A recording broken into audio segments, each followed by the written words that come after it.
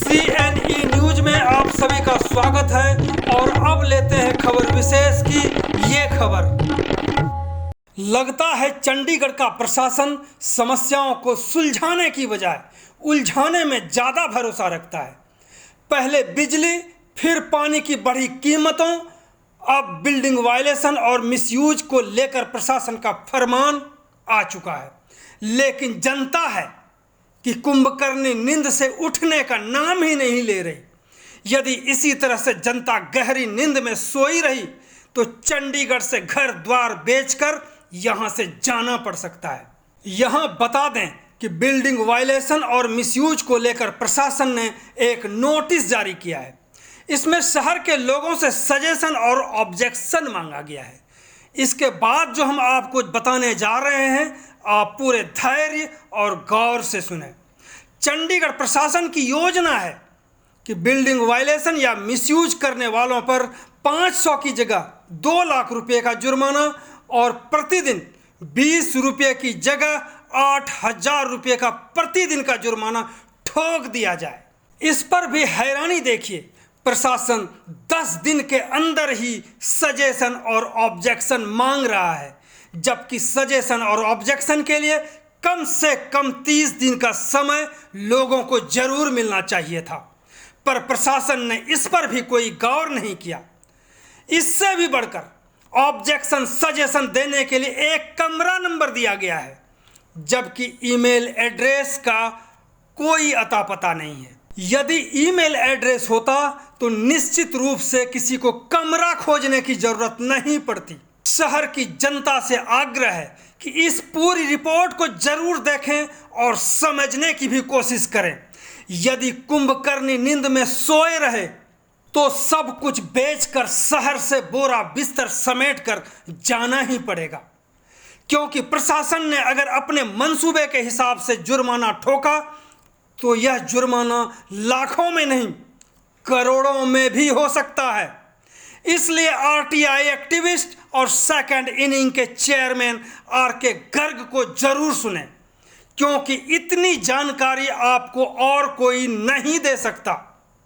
इसलिए आप सभी से आग्रह है कि इस पूरी रिपोर्ट को सुने और देखें कि कैसे अपने आप को बचा सकते हैं। खबर में आगे बढ़ने से पहले आप सभी से आग्रह है कि इस लोकप्रिय चैनल CNE न्यूज को जरूर सब्सक्राइब करें, ताकि आपको जागरूकता के साथ साथ जानकारियां भी मिलती रहे और आप अपने आप को समय समय पर बचाते भी रहें। अब सुनिए RTI एक्टिविस्ट RK गर्ग को। देखिए, कुछ दिनों पहले की बात है, किसी ने कहा था कि पब्लिक को समस्याओं के बीच में उलझाते रहो ताकि वो कोई भी प्रोग्रेसिव काम, कोई भी पॉजिटिव काम, कोई भी तरक्की डेवलपमेंट वाला काम वो सोच ही ना पाए। वो अपनी रोजी रोटी और इसी में ये जो पानी तेल और ये सब इसी में उलझे रहे। बिल्कुल। तो इसी संदर्भ में मुझे ये समझ में आ रहा है कि 8 अप्रैल को इन्होंने एक पब्लिक नोटिस इशू कर दिया कि जो बिल्डिंग वायलेशन और मिसयूज़ के जो चार्जेस हैं उसमें हम चेंज कर रहे हैं। चेंज जो की है उसको चेंज करने का कारण क्या है, उसके पीछे अगर हम जाएंगे तो सुप्रीम कोर्ट का एक जजमेंट आई थी अभी पिछले दिनों, ये सितंबर 21 में जी। सितंबर 21 में एक सिविल अपील थी, उसमें एक जजमेंट आई थी। उसके जजमेंट में ये कहा गया था कि आप लोगों को कुछ आसानी करो, सुप्रीम कोर्ट ने कहा था, और इस सब चीज़ों को ठीक करने की, स्ट्रीमलाइन करने की कोशिश करो। बिल्डिंग वायलेशन और मिसयूज को लेकर के ये ऑर्डर जारी हुआ था। बिल्डिंग वायलेशन को लेके ग्रांट ऑक्यूपेंसी है, म्यूटेशन है, इस तरह की जो भी पब्लिक सेंटरिंग, उसमें वर्ड भी यूज़ किया गया है कि जो सिटीजन सेंटरिंग जो काम है, इश्यूज़ हैं, उसके ऊपर ध्यान देने के लिए करो। तो हमारे यहाँ पे एक कमेटी बनी थी जिसमें मेंबर ऑफ पार्लियामेंट और बहुत सारे लोग और MC के भी कुछ 1-2 लोग उसके अंदर आए थे। उन्होंने जो पहली मीटिंग थी वो 6/10/2021 को करी थी। उस मीटिंग में उन्होंने काफ़ी अच्छे सुझाव दिए थे कि उससे सारी चीज़ों को कुछ ठीक करने की बात आएगी। और उस मीटिंग की जो दोबारा उसी की जो कमेटी की है जो मीटिंग दोबारा फिर हुई थी 1/11/21 को। तो उसी संदर्भ में ये बात देखिए, उस मीटिंग में ये बात साफ कही गई है कि जो हमारे मिसयूज़ और वायलेशन के जो रेट्स हैं, ये 21/10 को एक मीटिंग हुई थी, उसमें लिखा बात साफ बोला गया है कि issue of misuse and building violation charges was also discussed, and the councillor of the MC, who was a member of the committee, pointed out that these rates are high and non justifiable. और MP ने, जो हमारे MP हैं, उन्होंने ये कहा था कि जल्दी से जल्दी MHA से बात करके इस चीज़ को स्ट्रीमलाइन करो और लोगों को इसका बेनिफिट पहुंचाओ। जो आपने इंग्लिश में पढ़ा वो जरा सा आप हिंदी में समझा देना। नहीं, मैं उसमें ये समझा रहा हूँ कि उस कमेटी की मीटिंग में ये महसूस किया गया था, ये डिस्कस हुआ था कि मिसयूज़ और वायलेशन के जो चार्जेस हैं वो बहुत ज़्यादा हैं और उनका कोई न्यायपूर्ण भी नहीं है, जस्टिफाइबल नहीं है वो। इसलिए उसको स्ट्रीमलाइन करने के लिए MHA से, गृह मंत्रालय से उसकी बातचीत की जाए और जल्दी से जल्दी उसका फैसला किया जाए। यानी कि बहुत ज़्यादा है जो जुर्माना है, उसको कम करने के लिए कहा गया था। ध्यान से इसको समझने की जरूर कोशिश करेंगे। इनको कम करने के लिए कहा गया था, जो कमेटी की बैठक हुई थी। जी, कमेटी की बैठक के उसके ऊपर फिर हमारे जो प्रशासक महोदय उन्होंने फैसला लिया और उस कमेटी की जो रिकमेंडेशन को, काफ़ी सारी रिकमेंडेशन को माना गया। और उसके साथ ही साथ कुछ दिनों पहले या 2-4 दिन 5 दिन पहले एक फैसला भी आया था कि अनअर्न मार्जिन जो है वो उन्होंने कुछ कम किया। तो हमें ये लग रहा था कि इस कमेटी की रिकमेंडेशन आने के बाद लोगों को कुछ ना कुछ रिलीफ मिलेगा, क्योंकि बहुत सारी लिटिगेशन, बहुत सारे लोग परेशान हैं मिसयूज़ वगैरह से, तो वो जो कुछ आराम मिलेगा। जो आराम की बात हम सोच ही रहे थे कि 8 तारीख को उन्होंने एक पब्लिक नोटिस निकाल दिया, वो आउट ऑफ ए सडन, उसका कोई मतलब नहीं था, कोई समझ में नहीं आया। पब्लिक नोटिस में ये भी नहीं कहा गया कि हमने ये क्यों रिवाइज़ कर रहे हैं, ये भी नहीं कहा गया कि उन्होंने MHA ने इस चीज़ की कोई अप्रूवल दी है या नहीं दी है, या MHA से हमने डिस्कस किया है, ये बात नहीं किया है। उन्होंने सडनली 8 अप्रैल को एक पब्लिक नोटिस निकाला और उसमें जो सेक्शन 13, 14, 15 3 सेक्शंस के में और 23 सेक्शन में उन्होंने चेंजेस करे। अब चेंजेस जब करे हैं उसको देख के हैरानी होती है कि उन्होंने जो 500 रुपये फ़ाइन था उसको बढ़ा के मैक्सिमम टू 2 लाख कर दिया।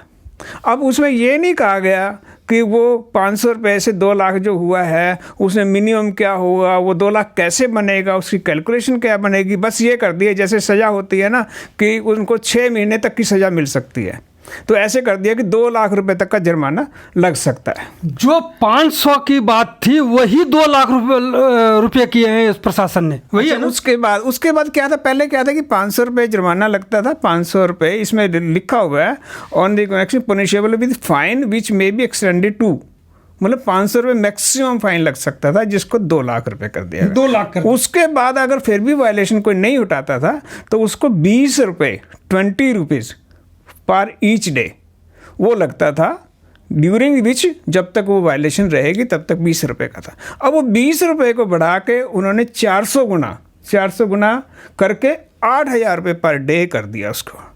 यानी कि जो 500 था उसको 2 लाख और जो 20 रुपये ईच डे बता रहे हैं उसको अब 8,000 रुपये ईच डे, यही ना? हाँ जी। अब उसके बाद एक और किया उन्होंने कि 5% एनुअल इंक्रीज भी जाता रहेगा, मतलब 8,000 रुपये भी 5% बढ़ेगा और 2 लाख का भी 5% बढ़ेगा। तो ये सेक्शन 13, 14, 15 में मतलब कि बात यही नहीं थमी, 2 लाख रुपये प्लस 8,000 रुपये, इस पर आपको जब तक नहीं हटाते हैं तब तक 5% जो है इस पर आपको एक तरह से ब्याज लगता चला जाएगा। अब उसमें क्या, देखो एक और भी बात है।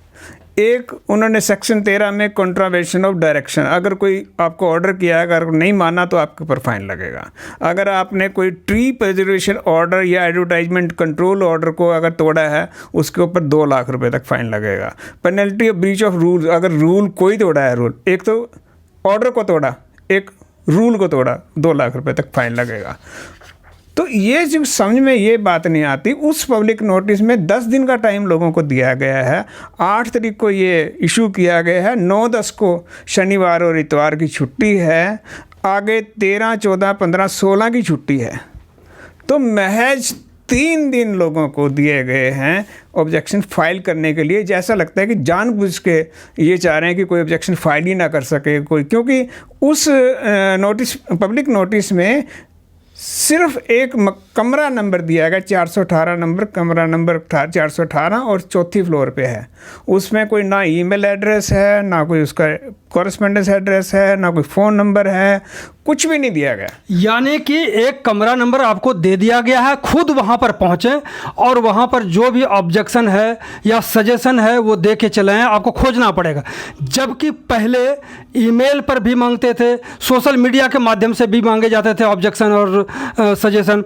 इससे भी बढ़कर कि जिसका अभी गर्ग साहब ने बताया कि सिर्फ 3 दिन में जो है आपको जवाब और ऑब्जेक्शन और सजेशन देना है, उसके लिए कम से कम पहले 1 महीने का प्रावधान होता था। 1 महीने का दिया जाता था। 1 महीने बाई लॉज में जब भी ऐसे कोई पब्लिक नोटिस होते थे ऑब्जेक्शन फाइल करने के लिए 30 दिन का टाइम दिया जाता था। और उसमें एक खास लिखा गया है कि अगर आपने 10 दिन के अंदर, 10 दिन ये कहा है, 10 दिन of the publication of this notice, 10 working day नहीं है इसमें, 10 दिन of publication of this notice, 8 तारीख के बाद 17 तारीख तक आपको सिर्फ 3 दिन वर्किंग डे आता है। और उसमें लिख दिया गया है कि इसके बाद अगर कोई भी आपको फीडबैक मिलेगा वो नहीं कंसीडर किया जाएगा। सवाल ये होता है कि सरकार हमें, यानी कि ये अंग्रेज का शासन चल रहा है यहाँ पर। यहाँ ना तो सरकार की कुछ चलती है, ना जनता का कुछ चल रही है यहाँ पे।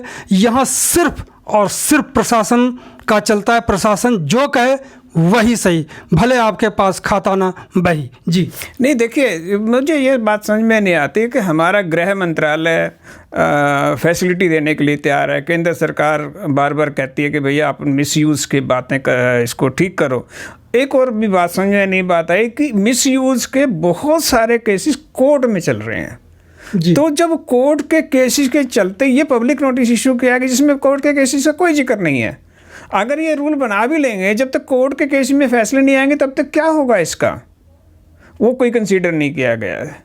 दूसरी बात है कि हमारी जो केंद्र सरकार उसको फैसिलिटी देना चाहती है, हमारे जो कोर्ट हैं वो हमें फैसिलिटी देना चाहते हैं। उन्होंने मिसयूज़ के ऊपर कई बार ऐसे ऑब्जेक्शंस हुए हैं। अभी देखिए 10 रुपये से 500 रुपये बढ़ाया गया, जब किया था ये 50 गुना ही किया गया था ना, वो 50 गुना करके बढ़ाया गया। उसके ऊपर बहुत सारे ऑब्जेक्शन आए कि 10 से 50 500 रुपये नहीं कर सकते। अब 500 से सीधा 2 लाख कर दिए, 400 गुना।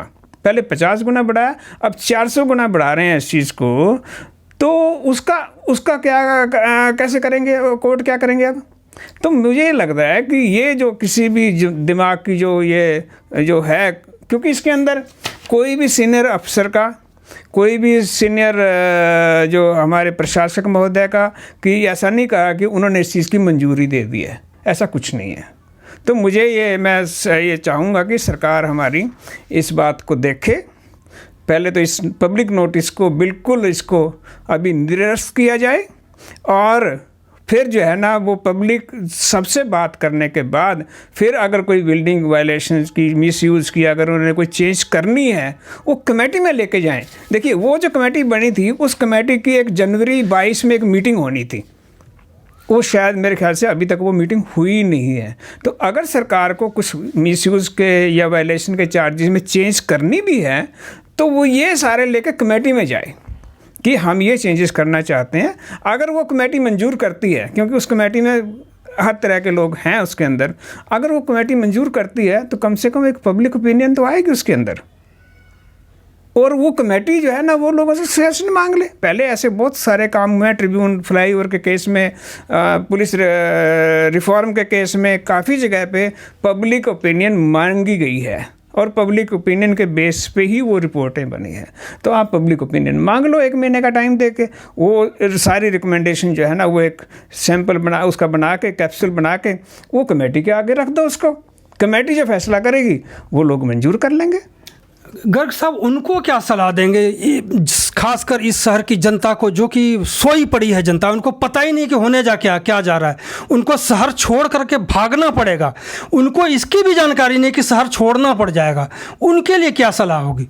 देखिए पब्लिक जो है, मुझे नहीं समझ में नहीं बात आता वो पब्लिक किस चीज़ पे बोलती क्यों नहीं है।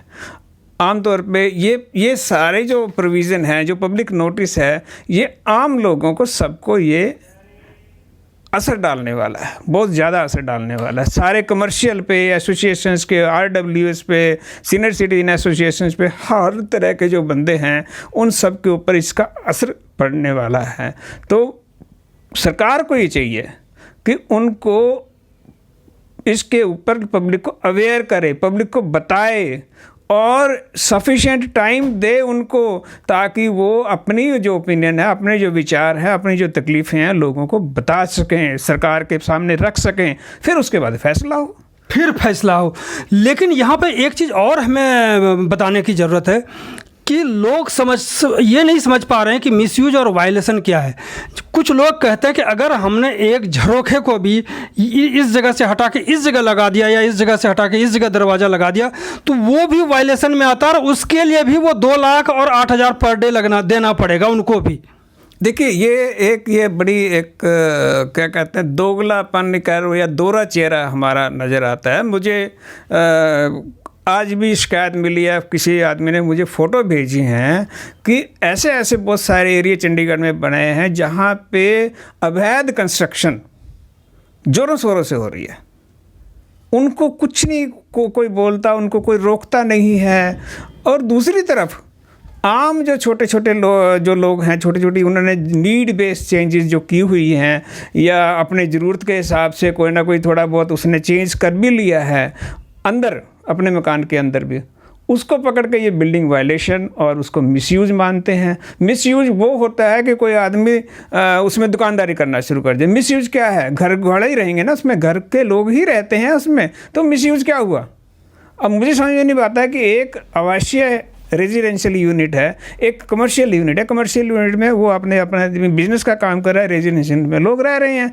अब इसमें मिसयूज कैसे हुआ? बिल्डिंग वायलेशन है, ठीक है, उसने नीड बेस्ड चेंजेस की कुछ किए हुए हैं उसके अंदर, तो आप उसको कितना लगा लोगे? उन्होंने कहा कि 20% ऑफ द कलेक्टर रेट। अब किसी ने अगर कभी 10 लाख रुपए का मकान खरीदा, आज उसकी कलेक्टर रेट मान लो उसका 2 करोड़ रुपए है या 1.5 करोड़ रुपए है, 20% के हिसाब से उसका तो 30 लाख रुपए बन गया।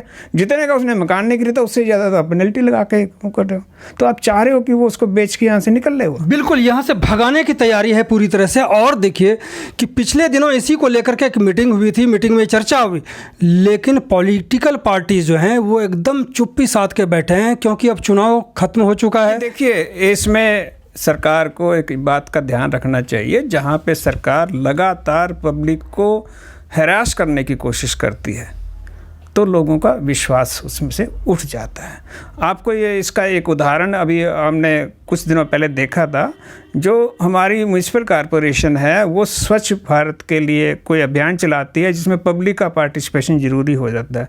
पब्लिक उसमें पार्टिसिपेट ही नहीं करती। क्यों नहीं पार्टिसिपेट करती? क्योंकि लोगों का भरोसा ही नहीं है कि ये लोग कुछ काम करेंगे। जब पब्लिक का भरोसा ख़त्म हो जाता है तो पब्लिक उस चीज़ को रिएक्ट करती है। और मैं तो सबसे ये कहूँगा कि क्योंकि हमारी जो सिचुएशन है बड़ी कॉम्प्लिकेटेड सिचुएशन बनी हुई है। प्रशासन हमारी बात मानता नहीं है, म्यूनिसिपल कॉरपोरेशन की बात को भी नहीं मानता है, वो MP का पता नहीं। और तो इस तरह की जो बात हो रही है, तो मैं तो ये रिक्वेस्ट करूँगा कि लोग प्रशासन को तो लिखें, लेकिन लोग अपनी समस्याओं को गृह मंत्रालय तक, प्राइम मिनिस्टर ऑफिस तक जरूर पहुंचाएं और ये सब पुरजोर ये बात उठाएं कि हमारी बात को सुना जाए। पब्लिक पढ़ी लिखी पब्लिक है, चंडीगढ़ एक अच्छा शहर है, यहाँ पे सारे अच्छे पढ़े लिखे लोग रहते हैं, उनको अपनी समस्याएं गृह मंत्रालय तक पहुंचानी चाहिए। तो गर्ग साहब ने आपको जो जानकारी दी है, इसको मैं जनता से मेरा आग्रह है कि आप इसको समझने की कोशिश करें, वो भूल ना करें कि जो आपको चंडीगढ़ छोड़ करके जाना पड़े। और शांति से जीना है तो जाग जाएं, अन्यथा जो होने वाला है आप इसे सोच भी नहीं सकते, क्योंकि छोटे छोटे वायलेशन और मिसयूज को लेकर के कितने पैसे ठोक दिए जाएंगे कि आप उससे उबर ही नहीं पाएंगे और बेचना पड़ेगा एक ना एक दिन घर। जैसे खासकर हाउसिंग बोर्ड के जो 60,000 मकान है उसके साथ क्या होने वाला है, इससे आप अंदाज़ा लगा सकते हैं। बहुत बहुत धन्यवाद गर्ग साहब बात करने के लिए। देखिए, मैं तो पब्लिक से फिर रिक्वेस्ट करूँगा कि मैं जो भी बात कहता हूँ कागज़ों के बेस पे होती है। ये इन्फॉर्मेशन सारी सरकार से मुझे मिली हुई है। और अगर किसी को भी अगर कोई प्रॉब्लम आती है, किसी भी अगर कागज़ की कोई उनको ज़रूरत है, कोई ऑर्डर चाहिए, कुछ भी बात चाहिए, मुझसे जब मर्जी वो ले सकता है। धन्यवाद। CNE न्यूज़ के साथ बने रहने के लिए आप सभी का बहुत बहुत धन्यवाद।